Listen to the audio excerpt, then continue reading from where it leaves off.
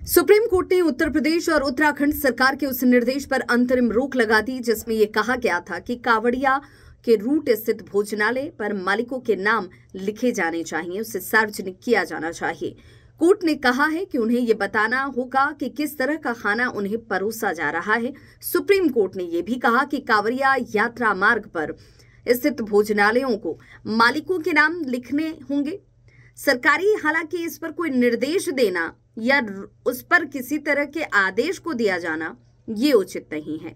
कांवड़िया यात्रा मार्ग पर स्थित भोजनालयों को मालिकों के नाम लिखने के लिए कहने वाले निर्देश को चुनौती देने वाली याचिका पर उत्तर प्रदेश, मध्य प्रदेश, उत्तराखंड तीनों ही राज्यों की सरकारों को नोटिस दिया गया है कि सुप्रीम कोर्ट की तरफ से यह तर्क दिया गया कि भाई राज्य सरकार ये बताए कि खाद्य विक्रेताओं को मालिकों और कर्मचारियों के नाम लिखने के लिए मजबूर क्यों किया जा रहा है। ऐसा नहीं होना चाहिए। इस मामले पर अब अगली सुनवाई जो है वो 26 जुलाई को होगी।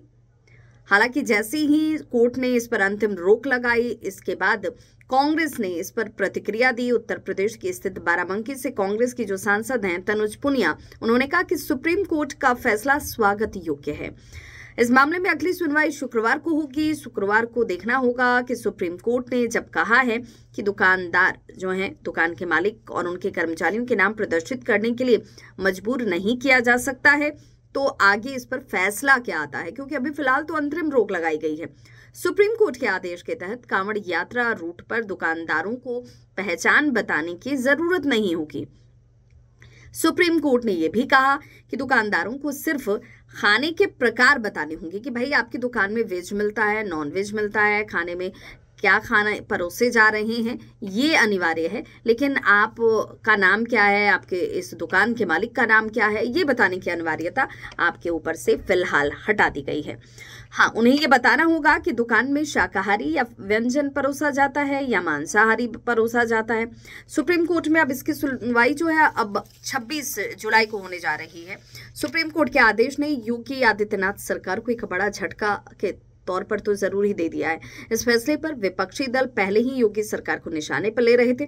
सुप्रीम कोर्ट ने उत्तराखंड, मध्य प्रदेश और यूपी के लिए ये अंतरिम रोक लगाते हुए कहा है कि सावन महीने की शुरुआत के साथ सोमवार, चूंकि आज से उसकी शुरुआत हुई है, 22 जुलाई से कांवड़ यात्रा शुरू हो चुकी है। कई राज्यों में व्यापक इसे लेकर व्यवस्थाएं हुई हैं। लाखों शिव भक्त हरिद्वार पहुंचते हैं और गंगा से पवित्र जल लेकर अपने घर जाने के साथ अपने अपने यहाँ मंदिरों में भगवान शिव पर जलाभिषेक करते हैं।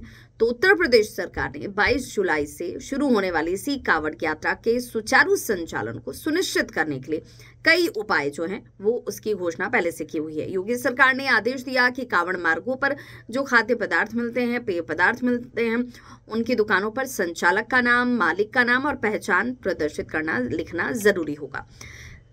तीर्थयात्रियों की आस्था की पवित्रता भंग ना हो, उनकी भी अपनी आज़ादी है, उनकी भी अपनी पवित्रता का ध्यान रखना बहुत ज़रूरी है, इसलिए ये जरूरी हो जाता है आपको करना।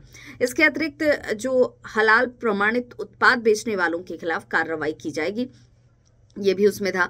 मुजफ्फरनगर के आपको बताते चले जो एसएसपी अभिषेक सिंह हैं, उन्होंने सबसे पहले कांवड़ मार्ग पर सभी भोजनालयों से अपने अपने मालिकों और कर्मचारियों का नाम दुकान के बोर्ड पर लिखने का निर्देश दिया था।